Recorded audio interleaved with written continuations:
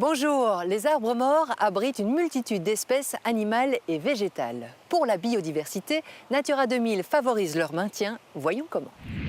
On le sait peu, mais les arbres morts jouent un rôle clé dans l'écosystème forestier. Pour l'équilibre de la forêt, il est donc très important d'en conserver un certain nombre, qu'ils soient debout ou couchés au sol.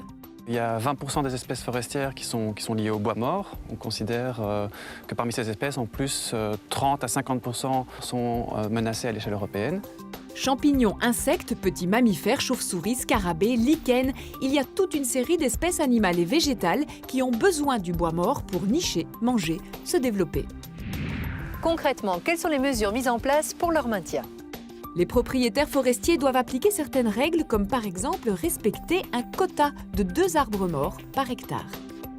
Moyennant le respect de cette mesure, les propriétaires privés en Natura 2000 recevront une indemnité pour compenser les pertes de revenus et pour récompenser, je dirais, cette action en faveur de la nature.